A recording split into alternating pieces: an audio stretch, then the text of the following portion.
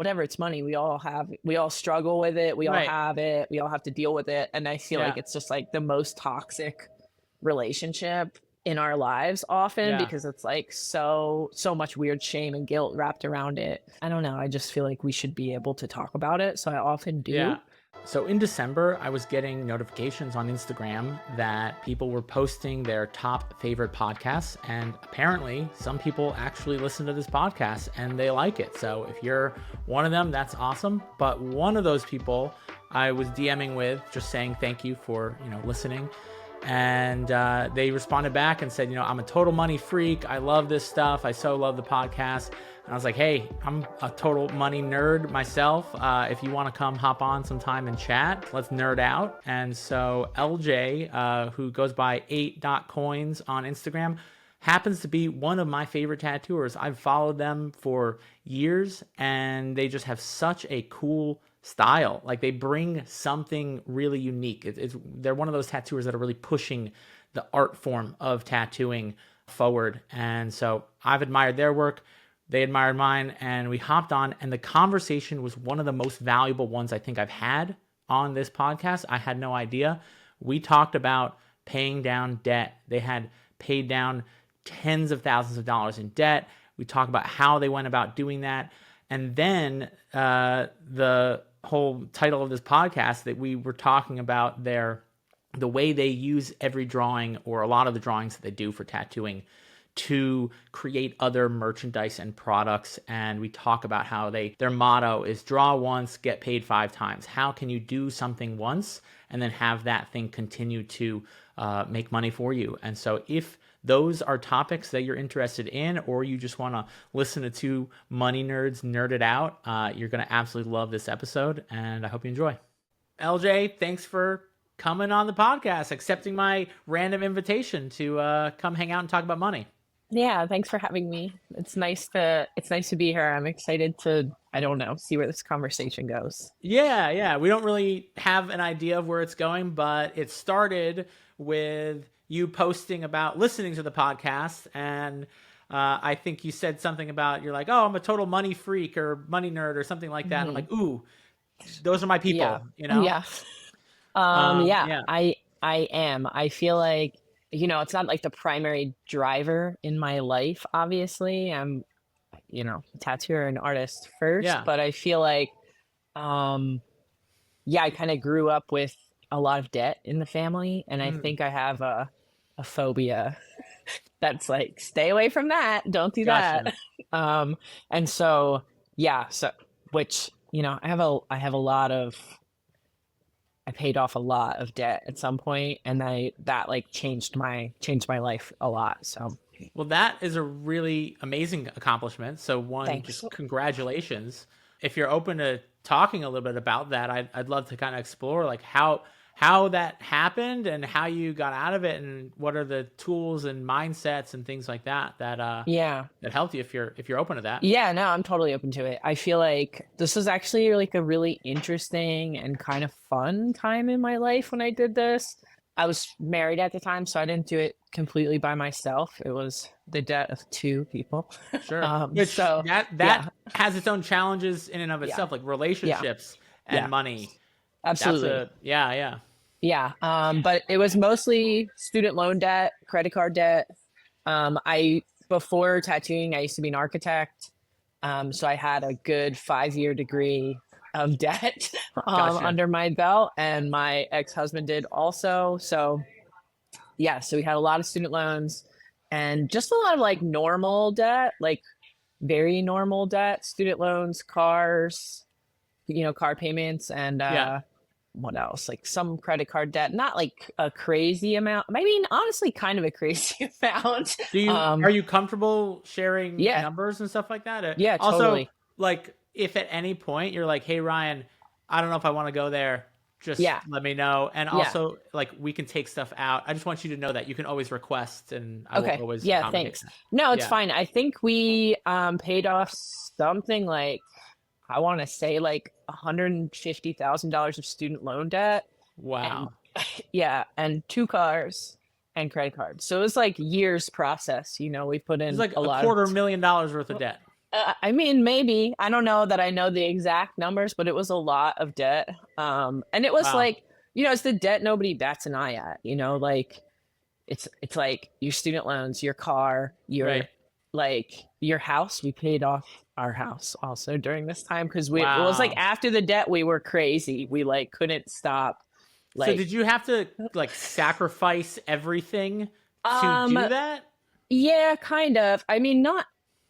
I mean, we mostly sacrificed a lot of energy to do it. Like we had meetings every week or every 2 weeks. Okay. My husband and I, and so like we described it as like landing a plane. Like every Ooh, I week like we'd have that. these meetings where we're like so focused. We're like, okay, transferring money into this account, paying off Yeah. this credit card, doing this, and it was just like every couple weeks we on his payday, we would take all the money that I made tattooing and all the money that he made from his job, and he had a good job, so we'll keep that in perspective Sure, with sure. it. Um but also like we took all the money that we made and we divvied it up. Like we followed the Dave Ramsey program. So Yeah. like I don't know like if anybody listening knows about that, but it's like honestly it's a great program aside from like the guy is kind of like, I Sure. mean, I don't know him personally, but it's very Christian values. So you Um know what? And this is an interesting topic too. So I feel like there's a big difference between the Dave Ramsey brand and Dave Ramsey. So when I first went to become a financial coach, and I was like looking like, how do I get certified? What do I do to become a coach? This is during COVID. A friend of mine had taken the Dave Ramsey financial coaching program, mhm, and so she gave me access to her like login. She's like, just mhm. check it out. And I went in the first session. It was some guy. It wasn't Dave. It was someone else, and he was like, it is a great honor to be here with you all because we are all here to use God's money in God's way to do God's plan. Yeah. And I was like, whoa, like, Whoa, yeah.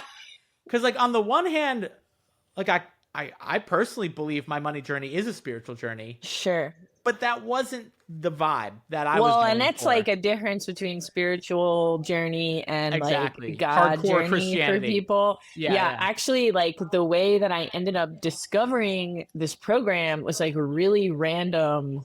Like I was driving, I lived like a half an hour from the shop, and it was during my like kind of I guess during my apprenticeship, maybe early tattooing. It was like 10 years ago that this was going on. Yeah. um I was like driving back and forth from the shop, and I live in Montana and my house is 30 minutes out of town, so I didn't have any service or any, it's kind of just like I didn't have a way to connect music to the speakers at this Okay. time in my Just car, so I was radio. like just radio. So but there's no service, so the only channel that I could listen to was like the Christian radio channel, and like or like maybe some weird butt rock or something, but like So so it between was often silence, butt rock, and the Christian channel, it's yeah, like you've got yeah. three So options. Pick. yes, and so like I ended up listening to the Dave Ramsey show because it was always on at like 8 to 8:30 or Mm, 8 to 9, and that was when I would usually leave the shop. And gotcha. so I was be driving home, and so in the beginning I would be listening to it like, what the fuck is this? But kind of curious about like what is this guy talking about? Sure. And then I started like it started slowly shifting, where I was like, Yeah. wait a minute, I might be in debt actually. I think Yeah. I'm one of these people that like has, so many random little payments like my LJ, it was God. God speaking to you it's through God, the maybe. radio. I don't know. But just these long, snowy drives home from the shop on this like death defying highway through the mountains that I drove on every day, and just listening to this radio show that was just like, what the fuck is this? And I feel like at some point, my ex husband and I got in like an argument about money, and I had been listening to the show all the time at that Yeah. point because it was like the only thing on, and I somehow started getting interested in it. Right. Just slowly brainwormed its way into my brain, and Yeah. then we got in an argument about money, and I just like broke down and was like, we cannot do this, like this is not working. Like, how are we making like a sufficient amount of money and we're living paycheck to paycheck and we're like struggling, but we're like, we're theoretically doing good, like we should be doing good, but we're kind of not doing good. Yeah. We're still stressing about money all the time. And it was just like this moment where I was like, listen, I've been listening to this weird radio show. I think we should look at it. And I was like really upset. And I feel like my ex-husband just heard it in that moment and was like, yeah, let's look into it. So like, we bought the book. And we mostly followed it. Do you know what was the name of the book? I have no idea what it was. Okay. It was a big, thick textbook. And honestly, the textbook was like, I don't feel like it did anything. Like listening to the radio show was enough. It was like enough to just like flip my head around about things. Cause I think the main thing was like, I thought it was like acceptable to be in that much debt. And like, it felt normal. It didn't feel like I was doing anything different than most other people. It's like car payments, mortgage, student loans, Right. You just light this money on fire every month. That's just every month. Here's my $5,000 that I have to pay every month. To the altar of debt. Yes, totally. And so, so we followed, I kind of like did some reading about the debt snowball, which is like you pay like off your smallest loans first. Yeah. And then you have whatever that, so if you pay off one, that's like $500, that one's gone. You can take the $50 a month and put it towards the next one. For people listening, do you mind if I give like a little more of a detailed breakdown of that? Yeah. And you tell me if this is exactly what you did, or maybe you did it a little differently. Sure. But the snowball method for paying down debt is basically, let's say you have multiple sources of debt. There's also the avalanche method, and there are two different methods. Avalanche is you focus on the highest interest rate first, which might not be the lowest balance. That the snowball one seems to be more popular because you're focusing on the lowest balance, the easiest one to get done, and then you take whatever you were putting towards that card and you put it on the next one, and you knock that one out, and then the next one. And the key to this, and I don't know if this is how you did it, but you basically pay the minimum balance on all other forms of debt. Don't go over the minimum on those. It's like a laser focus on the one lowest debt. This is the quickest way, and this is a mistake. I literally was talking to someone the other day, a tattooer that I work with, and she was paying a little bit above the minimum on all of her cards. I'm like, that's the slowest way. It's the most expensive way. You end up paying the most interest for the most amount of time. Just pay the minimum on everything. Focus on that one smallest one. Once that's done, then you take the minimum payment plus whatever else you were you're focusing, and focus on the next one and dial that down until you get through it all. So that's the basic expression of the snowball method. Yeah. And that's exactly what we did. And I feel like I had in the past tried to do the avalanche method, and it was just like, this is not doing anything, because my biggest debt was huge, like my biggest student loans were giant. So it's like, I'm never going to pay this thing off. Right. But the snowball thing, like it really worked because my smallest ones were like, I think like $450. So at that point, do you know if they were also high interest or? I didn't even look at the interest rates, because that's the thing with a snowball. You just like attack the lowest number. Right. You're not worried about the interest rates. Yeah. I feel like I needed it to be dumb. Okay. I needed it to be like dumbed down a lot, because it was just like, otherwise too overwhelming to take in all the numbers. But the snowball was great because like once we paid off that one, it was like a hit of drugs, just like, I just did something. I just did this thing. One of them is gone, and now I have $50 a month extra. And it was really magical because it was like, in the beginning, I think our monthly just like payments and stuff like that were something like $6,000 a month in loans and mortgage and car payments. So we didn't really have any extra money. This like paying down the first one was pretty hard. Yeah. It's like $450. I mean, it was fine, but it was a thing, it took us a couple weeks to do it. Yeah. And then after that one, we had this extra $50. And then the next one was, I think, like a $500 loan. We paid that one off. There were some that took time. But I feel like as we slowly accumulated these extra $50 a month, it helped. And so did you get to the point, was the student loan, that was the last one you paid off? No, so The there was house. the student loans weren't consolidated, so there was Oh, okay. we paid them individual. So Yeah. so we did them just in order. So the first couple were the student loans that were tiny, these Oh, $500 gotcha, ones. gotcha. And then after that we did maybe our credit card maybe was Yeah. next in line, because it was a couple $1,000s or Sure. something like that. And the credit card debt, that was just like normal consumer debt. It wasn't business debt, right? It was just like, Yeah, it was normal consumer debt. I think we had a couple cards. It probably came around to around $10,000. I know my ex-husband had gotten laser eye surgery, so yeah, that was on there. sure.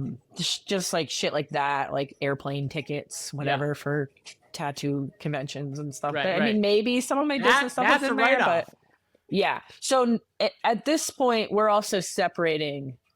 There's there's a lot to talk about with this, really, because I, we split our bank accounts into 100 bank accounts. We had so Right. many bank accounts to keep track of. This is the groceries bank account. This is the bills bank account. Oh, wow. You broke it down that much. Yeah, Oh my because goodness. in the Dave Ramsey program, you're supposed to do cash for everything, but we didn't really want to do cash for everything because that It also it just didn't. becomes really difficult. And that Yeah, was so you're supposed my to do issue. envelopes of different Right. cash, and so we kind of invented this way to do envelopes. We have different cards for different things, so Sure. there's this much money is in this account, this much money is in this Yeah. account, and I mean, I don't know, mostly the debt, we did the snowball. The other stuff was the living expenses and stuff. We had a bank account for regular business, or not business, living expenses, Mm-hmm. and then a bank account for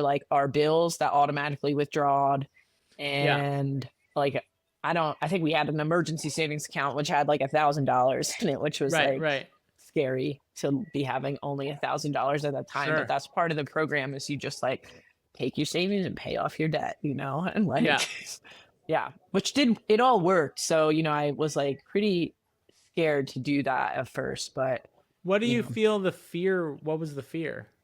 the fear was, we, during the time where we were paying off debt, we didn't have 3 to 6 months of expenses saved up. So if one Gotcha. of us lost our job, it would have been pretty stressful. But So, I mean, and there's all sorts of approaches to this stuff. yeah, Usually when I'm working with someone and they've got tens of thousands of dollars of debt, I always tell them put something towards savings, even if it's $10 a week, because otherwise you end up getting in the pattern of relying on the debt when an emergency comes up. But if we can start to even a little bit, I also feel there's sort of an energetic stake in the sand of I'm committed to saving for my future. I can't save as much as yeah, I would like. I can't give my yeah, future self as much as I would like to give them, but I want to give them something right now. Let me yeah, just, even if it's $5 a week, almost like an energetic symbol of I'm totally. committed to taking care of you. I talk to my future self a lot, and I'm Yeah. I'm committed to taking care of you. This is what I can give you now, and I'm working on doing this. And so I see. So you had a bunch of savings, but you also had a bunch of debt. Yeah, I mean, we didn't have a ton of savings, but Okay, yeah, we had a little bit, and that was, I feel, a really hard sell for me to convince my ex-husband to follow the program, and we sure, put that towards some of the debt. But it went fast. It's yeah, what do we have, maybe $15,000 saved up when we have $200,000 in debt? It's that's yeah, nothing. You still feel right, you're still chipping away at a mountain at that point. yeah, Um, but I mean, the best part was really I think once we were kind of a quarter or halfway through the debt, we were paying at our biweekly meetings, instead of having $6,000 of payments due like we did in the beginning, we Right. only had like $3,000, $4,000 of Right. payments because we had gotten so many monthly payments chipped off. And Sure. at that point, it was like we were just like so addicted to this joy of like taking $2,000 and paying it towards something. Cause like once you're getting You build that this number, emotional yeah, excitement. And so yeah, that's another thing I try to share with people. And it sounds like this is what happened for you, is the debt becomes your greatest teacher. yeah, And there's this huge value. And I think shifting your mindset from debt being a burden to, you know what, this is going to teach me something, because it sounds like it taught you all of the skills and the mindset that you needed to then be able to be stable and yeah, build for the future. yeah. And so like once we kind of got through the debt, it was like, you know, we were kind of just like flowing, like you know, we're like, we know how to have this meeting, we know how to do this. Yeah. um and so we just paid, we did the same thing to our mortgage and Yeah. paid our house, which like I feel like after it, I feel like the business part of our relationship was done and our relationship really shifted and eventually we divorced, which like, but Yeah. I feel like it was like a really powerful relationship in this way because we had this like really intense like business mindset of like Yeah. how to like, you know, we were together from when we were kids, like Oh, so we wow. went to college, we accrued all that debt together, we Right. paid it off, and that was kind of Completed like it. the beginning of life, and then we divorced and went our own ways afterwards. Interesting. That's interesting Yeah, how that plays out. No mistakes. yeah, I don't believe in any mistakes, you know? yeah, yeah. So apparently 80% of listeners have not left a review or subscribed. And I'm going to get right back to the podcast in just a second. But if you have found this episode helpful and you think that other people would benefit from listening, then all I ask in return is please just leave a quick review and subscribe. It'll take just 1 minute and it might help other tattooers and other artists find this podcast and help them out. So please, it would mean the world to me and it might actually make a difference for someone else. Thanks. But yeah, I feel like it was a really illuminating experience. And now I am like allergic to debt. Like I have no credit cards. I will not. And Yeah. I'm just like, I don't know, I'm just fine with that. I feel Yeah. really like my goals financially are to make like enough money that I feel comfortable and can like support myself and my family and not have to pay a lot of monthly payments. I got a new house after the divorce, so I have that mortgage, and Yeah. I'm working on paying that off, not with the same diligence that I was doing before. Sure. Yeah, And so would you say you took a lot of the same tools in terms of managing money through multiple bank accounts? Do you still do yeah, that? yes, totally. And I Yeah. feel like I have well, I mean, like all my money goes into my business account Sure. first, Yeah. and then I take some out to pay myself, and that money's split up into like bills and savings and stuff Yeah. like that. Yeah. Do you Yeah. automate any of it, or are you doing it manually? I do it manually because I kind of feel like, because I think as a tattooer, money's really inconsistent, you know, so sometimes it's a lot, sometimes it's a little. So I mostly just sort of like take what I need to pay my bills and then like a little extra for spending. But I don't spend a ton of money on personal stuff, really. I'm not like, you know, I feel like I spend a lot of money on business expenses for sure. I love to travel. Yeah. I'm like a pretty swanky tattooer when it comes Yeah. to this way. I love to live the tattoo life, you know, of like going to dinners with other people. Sure. And you know, I try not to hold myself back too much at this Yeah. point. But But it sounds like you have a traveling. system. Yeah, You have a system that works for you. totally. And that's ultimately what everyone needs. And I'm, I don't know, you've listened to the podcast, so, a bit of my story, and like, I was just a complete disaster, and money was coming in and leaving, and it was all cash. And I tried the envelope system in the beginning, but it was like too easy. It was too accessible. It was too like in my face, even if it was in a drawer. Yeah. And then I have certain bills that are not cash and some that are. And then some of my income, I started taking credit card payments. And so I'm like trying to, live half on the pirate ship and half off. Yeah, no, totally. And that got messy. And I was like, I can't, like, what if I just went full professional put all my money in the bank. And then for me, it was starting to automate it. That really made a difference because then it like was out of my control. And I kind of looked at it as like, if I'm bad with money, then if I'm less in control of that money, then I simply can't fuck it up that bad. And that was like my philosophy. But however, someone, at the end of the day, it's like finding that system that works for you. And one person's system might not look the same as someone else's, and that's perfectly fine. Yeah. Yeah. I think I don't know, like my system is pretty loose right now, but it's like very goal oriented. So like I think when we were doing the Dave Ramsey program, it felt very much like we spent the money before we got rid of the money by paying it towards the debt or whatever we were paying it towards before we were able to spend it. And I think I still have that mindset now, which is like, I know I need to pay my retirement. I know I need to pay my taxes. I know I need to pay like my bills. And so like when I get money, I sort of delegate that into different bank accounts for those things. And then I'm like, I know I want to travel. So even if it's way out, I'll plan my trips and get that money out of my bank account before I can spend it on something else. Like, so I try to just like, it's like all the goals are paid for first. And then like whatever's left is like what I can spend for fun or towards extra savings. But I often make a comparison that saving money or managing money is like line work, like pulling a long line. Right? If I look right where my needle is, I feel like my hand gets a little wonky. But if I look a little bit ahead, my hand just flows right there. And that's the goal. So if I'm focusing on how do I fund my long-term goals, my retirement, taxes, vacations, the short-term stuff, like it just kind of falls into place. It balances out. But when I'm focusing on the money I have now and what do I get to the end of the week or the end of the month, then I live month to month instead of living year to year, decade to decade.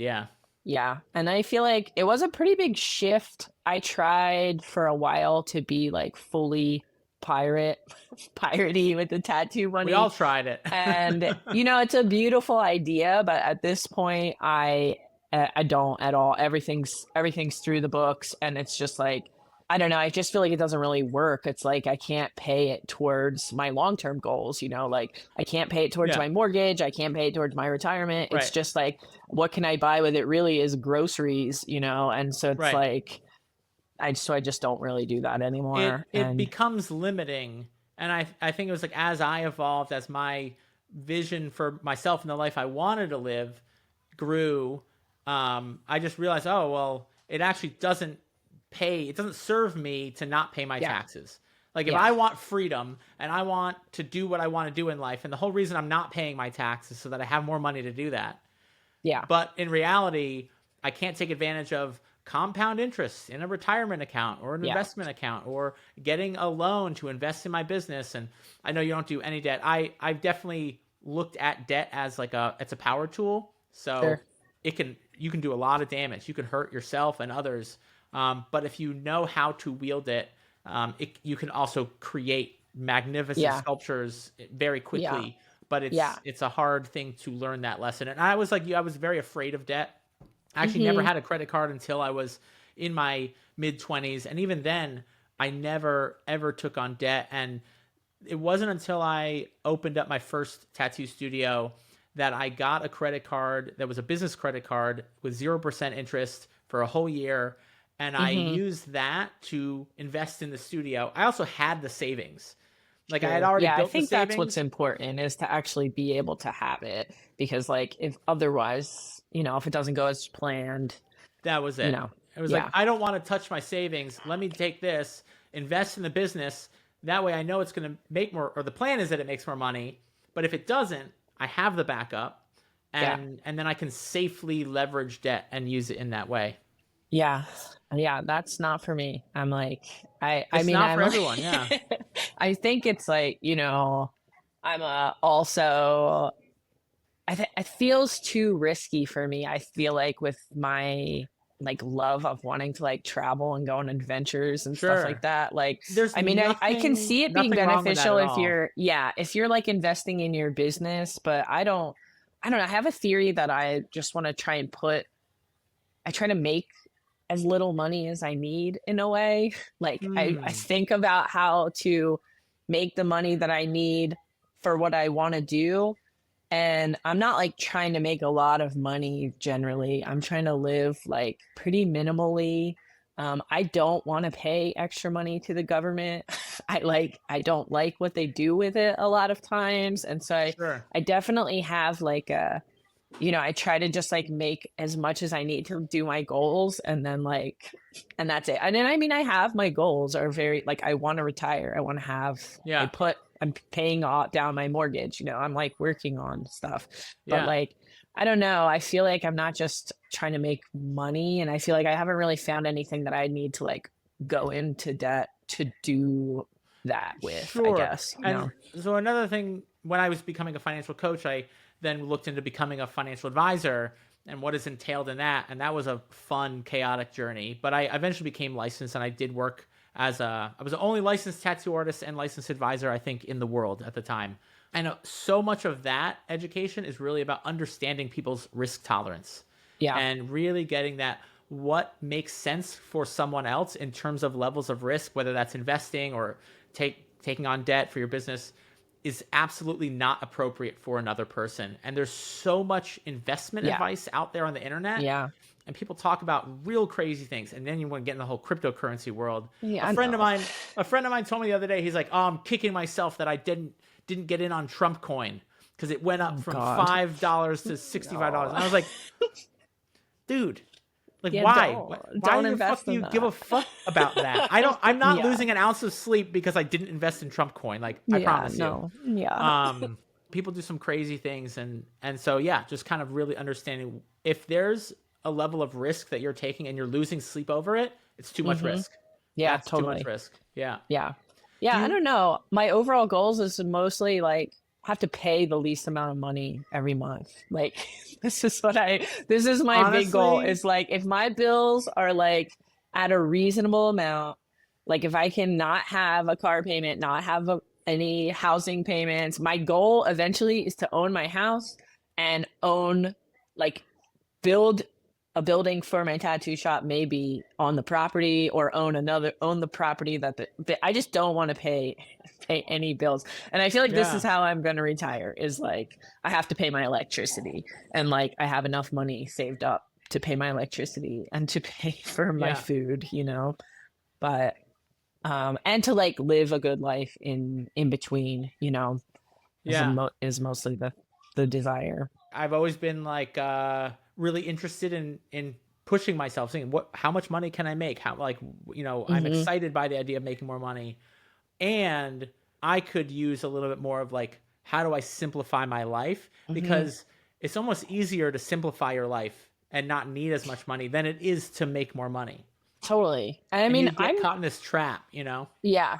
Yeah. I mean, my business does all right. I'm tattooing full time. I tattoo, and then my partner in life and my partner in the shop, he does like all the product design and graphic design. So I have like kind of two businesses, like where I'm doing the, like, kind of more on the income side of things rather than the debt side of things. Like, we're making tattoo money, and then also Tucker's basically producing all these tarot decks and calendars and things. We make a lot of stuff. And that that's his job basically. Sure. And I feel like it's pretty nice that like a lot of the art that we use for tattoos we'll also use in the art side. We have a, draw once, get paid 5 times mentality. It's like, every tattoo artist listening to this, what you just said might be the most valuable fucking thing said on this whole episode.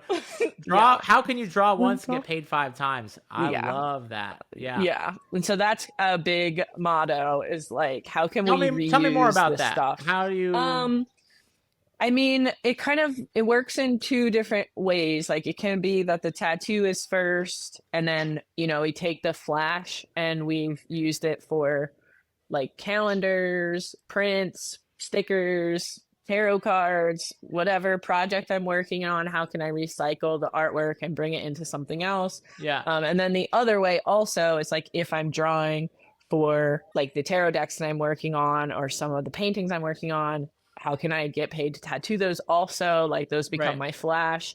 So it's in both directions, back and forth. I mean, we're like figuring out how to make anything with the tattoo art that we can. So if you had to guess, and this is probably, like how much money you make per month that's not tattoo related, but from the drawings, if you had to gauge. Probably a similar amount to tattooing. Really? I mean, it's like, I don't know if it's really a similar amount, but it's getting more every year. Sure. Unfortunately, I'm not keeping track of this in the way that I should be, like with my bookkeeper. But So like, do you use QuickBooks by any chance? I do use QuickBooks, but Okay. I don't really have anything to do with it. My sister is a bookkeeper. That's the next part of your money journey. Yeah, maybe. You will love it. I geek out on QuickBooks. Like I get in it, and I used to hate it. It was just a jungle of stress. That's what it used to be. And now I love going in there, looking quarterly, checking out, oh, wow, we spent this much this quarter and this much. Our net margin was this much versus this much. Here's the high point in our year, the low point in our year. Bookkeeping tells the story. I think this is the next chapter, but it feels like I'm just not ready for it yet. I feel like at some point I'm going to get in there, but it's like right now, my partner's only been doing this job with me for a little over a year. So it feels still pretty new. We're kind of like figuring out what to do with it. Yeah. And we're figuring out like what are the products that are working, like the tarot decks and stuff like that. Those are great because the publisher pretty much manages everything, and then we just get royalty checks from that. So like that's wonderful. And it's just like, I don't know, those also are really special. I feel like people love them, and they're have a couple of tarot decks spiritual world, you know.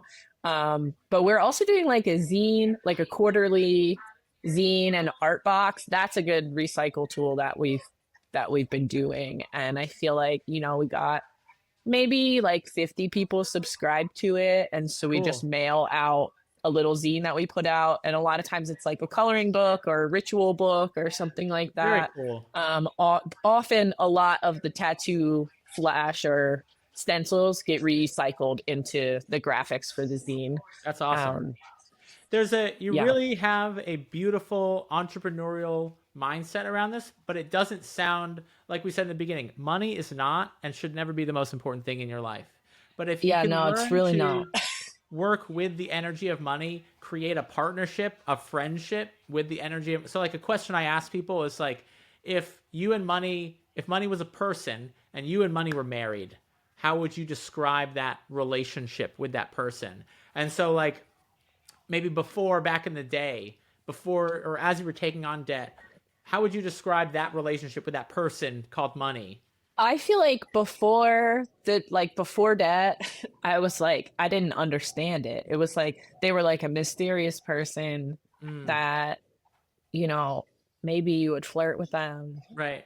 But it was a very avoidant relationship generally. Right. And like, so there was like great pleasures that happened, but also great tensions that happened, but it was not stable, We've all been in that kind of a relationship in our lives at one point. We've all had that. Yeah. I do feel like now I have like a pretty easygoing relationship with money. And I mean, like, there's definitely months where I'm like, fuck, we didn't make that much money and it feels a little tighter. I wish I didn't book this trip last week because, So I want to talk about that because, like, people might think that, like, I'm a financial coach and I don't stress about money. I stress about money. I do. It's normal to stress about money. It's what you do when you stress about it, how you handle it, how you deal with it. I have my ways of dealing, but I'm curious, like, what do you do if you have a really slow month or you just feel that tightness in your chest? I don't know if you do any somatic work. Somatic work is huge for me. Oh yeah. I mean, I do somatic therapy and stuff like that regularly. I mean, I think the money months, I usually get to work if I'm starting to feel the pinch. I'm like, I'm like, okay, time to get to work. And it's like, time to make some Instagram posts. I'm pretty inconsistent with Instagram. Like, I mean, I'm on there regularly, but I don't feel like I'm taking up too much space on there often. But when I am feeling a pinch of money, that's when I'm suddenly very on Instagram. I call that binge marketing.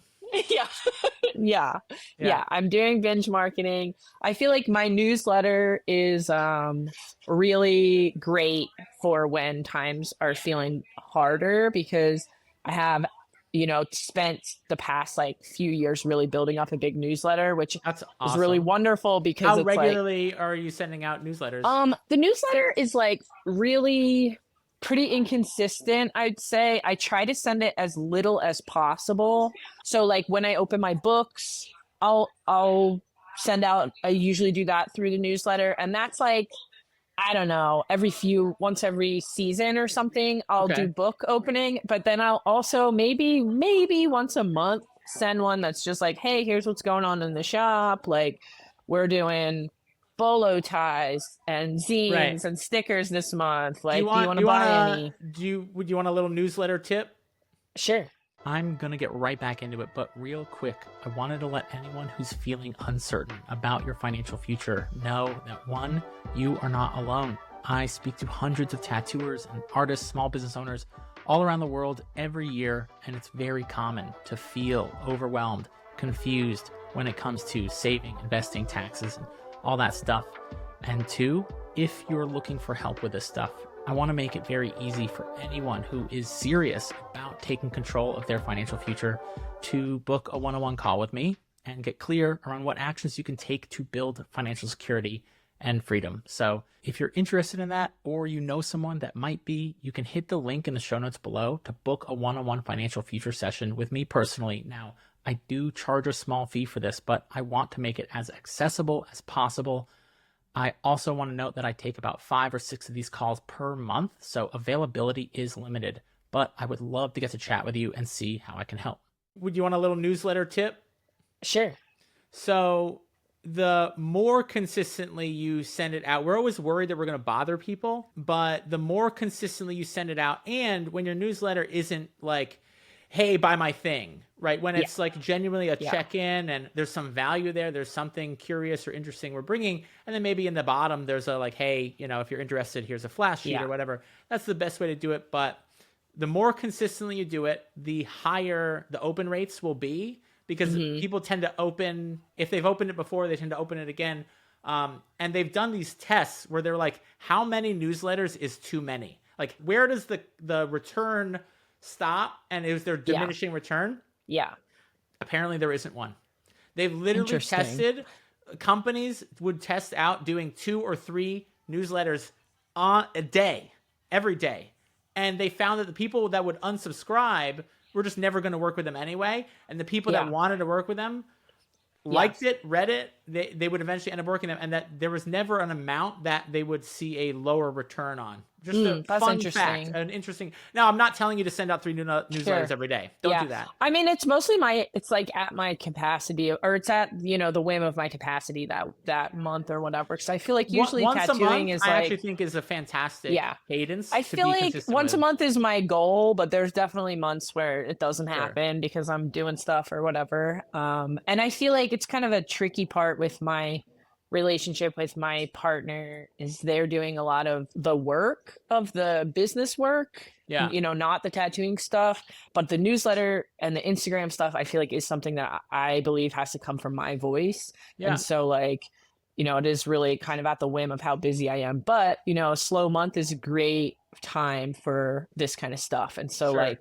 if I'm having a week where I had a couple cancellations, at first I'm like, ugh, but then I'm like, actually, this is great. I have time to like actually do my social media stuff. How many people are on your newsletter, would you say? I think I have like 2,200, something like that. Wow, that's great. Yeah, I really push it because I don't like social media, and I feel like it's just a ticking time bomb of like when it's gonna disappear. Like it feels very scary to like have all my eggs in that basket, Sure. So I'm like, for a while, I was just a very much an Instagram tattooer. Like that was the spot where people would hear about me. And I feel like, I don't know, like over the past few years, Instagram just doesn't feel as interesting to me, and it seems harder to reach people.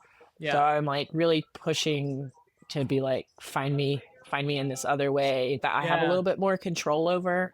I think every tattooer should nurture a newsletter 100%, because it's traffic. So they talk about this traffic you borrow, and there's traffic you own. So Yeah. Instagram is traffic you borrow because Yeah. just like you said, it can be taken away from you at any point. Whereas an email newsletter is traffic you own.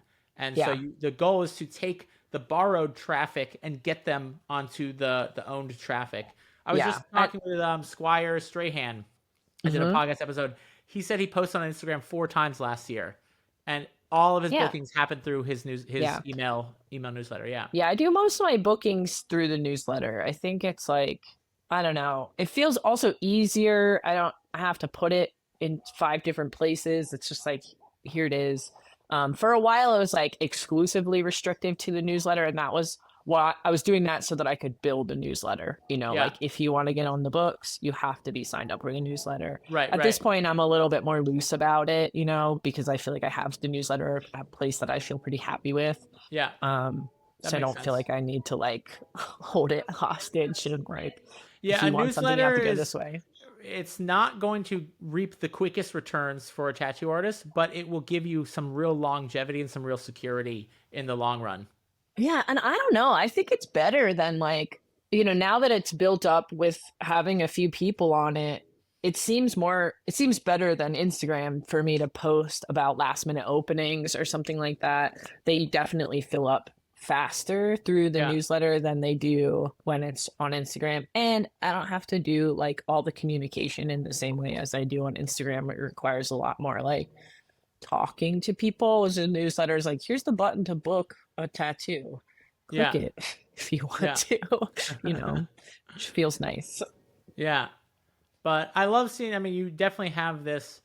I'm such a fan of your artwork. Like, I think your art is so unique. Thanks. There's such a very unique style expression that comes out, but you also balance that with your entrepreneurial spirit and a healthy communication. I think one of the things that stood out to me about your story paying off debt was how much communication took place that was intentional about money. Yeah. And I would say the more you pour your attention and intention into whatever area of life, that area will grow, expand, evolve. Yeah. And so simply setting up those meetings with your partner to have that conversation is probably one of the most valuable tools Totally. you've I mean, had. and I think money conversation is like important, and I know I think a lot of my friends will tell you that I'm pretty loose to talk about money and like in a way that has maybe not always even been good. People are like, you can't just say that, but Like I don't know. what though? What can't you just say? It's I such don't a know. taboo I mean, topic, but like there's things I feel like, like in front of clients or something, just being a little bit more like, I think I'm not always good at recognizing a taboo, I guess, mm, and especially this one, for some reason, I'm just like, whatever, it's money. We all struggle with it. We all right. have it. We all have to deal with it. And I feel like Yeah. it's just like the most toxic relationship in our lives often, Yeah. because it's like so much weird shame and guilt wrapped around it. And but I don't know, I just feel like we should be able to talk about it, so I often Yeah. do. I'm one of those people. If you tell me not to talk about something, I'm going to talk about it. Like if you tell me Yeah. not to go somewhere, I'm going to fucking go there. Tell me not to talk about it, I'm going to talk about it. And so that was kind of, Yeah. I had such a resistance to talking about money, and Yeah. that was intriguing to me. I was like, that's interesting. Like it's just Yeah. a made up thing. It's just Totally. a story. It's just a conversation, and yet I have Yeah. such a resistance to Well, I sitting think a down and lot talking of it about is like, our culture is it's very taboo to talk about it. Like, and it's capitalism shit. Like, you're not supposed to talk about it because you don't want your boss to know that you like, the boss doesn't want you guys to talk about it. And so I Right. feel like that's like ingrained in our culture of just like, you shouldn't, because then we might ask for a raise. We might learn we make different amounts of money and ask for a Right. raise, which is And like bad. then there's the complete there's being obsessed with it, which is not healthy. And then there's the complete opposite of like the total anti-capitalism, anarchy, which there's some great philosophy in there, but when you fight it, when you resist it so much that you can't have the conversation at all, it controls you. So on both ends of the spectrum, I feel like money controls you. If you're obsessed with it or if you're completely resisting it, you're sort of dominated by money.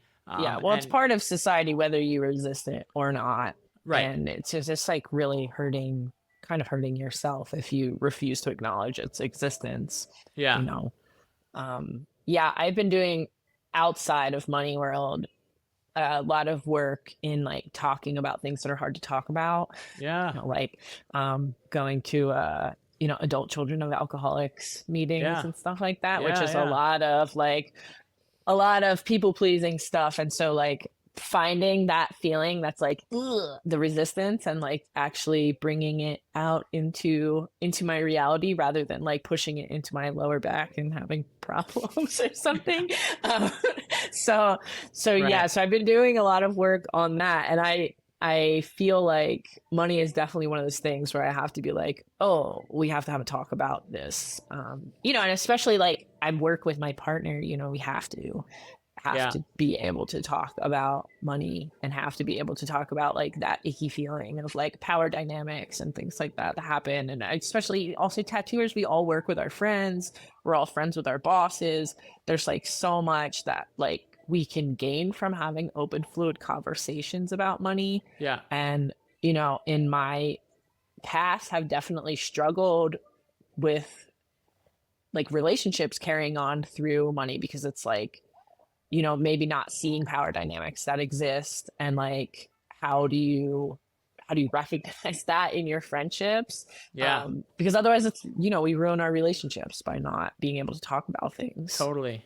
Totally. And I don't know what your spiritual practice or internal work practice, but how does that relate to your relationship with money? Or do you feel, I don't I know. personally found my internal practice is everything in terms of it has impacted my relationship with money so much more than even the external stuff that I do. I don't know if you've felt that way or not. I don't know that I really think about them as being connected. I mean, I'm sure that they are.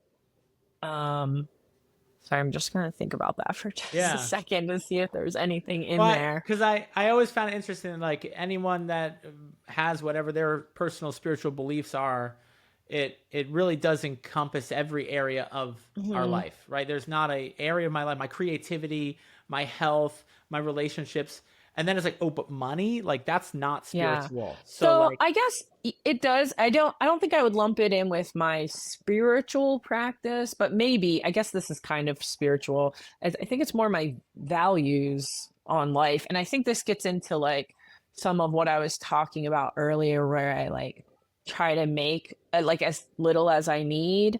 I definitely fall into the like, lefty anarchy kind of group of people. And so I feel like this has been, it's not necessarily spirituality, but it is my like value system that I follow. I try, and this is especially over the past few years, really to like make my own money, not have other people making my money for me, not to like make money off of the expense of other people. And so I feel like, for a while I owned a shop, and that felt kind of icky for me. I didn't really like it. I didn't like not knowing, as the boss, like who my friends were. mm, Felt really complicated. yeah, So I feel like it's not exactly spiritual, but there's some values systems sure, that I like, at that point I sold the shop to make a co-op, to try to make it more of a cooperative thing, which, I feel like in hindsight, it didn't really work the way I wanted it to. And eventually I was also going through just a lot, like divorce and transitioning and sure, coming out of the closet all at the same yeah. time. And so like That's a eventually lot to happen yeah, all it at was a once. lot all at one time. And so I did that stuff and eventually decided to go off on my own again. But now, one of my best friends is here in the studio with me. Um, and it's like, it's understandable what it is. We're sharing rent. And I feel like there's definitely like I make decisions based on my value system. Like, and I think like not like I thought I wanted to own a shop and make money that way. But then when I Yeah. really got into doing that, honestly, it just didn't feel good. And I feel like I was like, I actually don't like making money that my friends are making. Mm. And like being the boss feels weird for me. And so I just kind of, I have sort Yeah, of made it the wasn't a good decision to fit. like, Yeah. yeah, totally. And I just feel like it was really the like money stuff that that was kind of the problem with that. I mean, I loved Yeah. like working with a big group of people was great, but like, Yeah. I feel like in the shop, there's always a little bit of weird boss and, independent contractor problems that are going on. Yeah, 100%. There is. Hmm. And navigating that weirdness, I think, is what Hmm. makes a good boss. And unfortunately, most people Yeah. struggle with that, and myself included. Yeah. I think it's a Yeah. hard thing to challenge. And then there's the co-op thing, which I've worked with several tattooers that either work in co-ops, and I've heard. I don't know if you've heard this story where it's like they thought they were working in a co-op, but then really they were the boss. Yeah, no, that was happening to me, and And it was that, not. It was. I mean, I think it was particularly, a tricky situation because it like was my shop first, and then I yeah, sold it. But then I feel like once I realized, like, oh, this isn't really, I feel like all of us realized like this isn't really working the way we wanted, yeah, and our lease was up at that time, and I decided to move on. And I feel like, just having a private studio has been a better fit for me for sure. Of just like, you know it just, I don't know, it feels like more aligned with how I want to be living, yeah.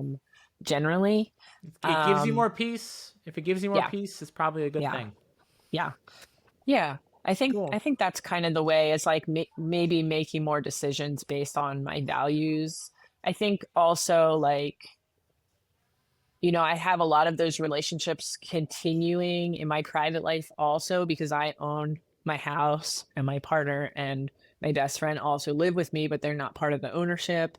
And so that feels another complicated Mm, way. And I feel like we're kind of always talking about, like, at some point when we can all like co-own the house yeah. somehow, but we got to get everybody's finances in the right spot for that Right. sort of thing to happen. Yeah. um but I think that's like the way that I would say my spirituality kind of comes into money, is mostly in just like helping me like live the values that I want to live. 100%. No, Um, I think you yeah, hit the nail on the head. That's what I'm talking about. So I think yeah, that's perfect. Well, LJ, been a pleasure just getting to meet you. thanks. I'm just Yeah, stoked that you we got to too. meet.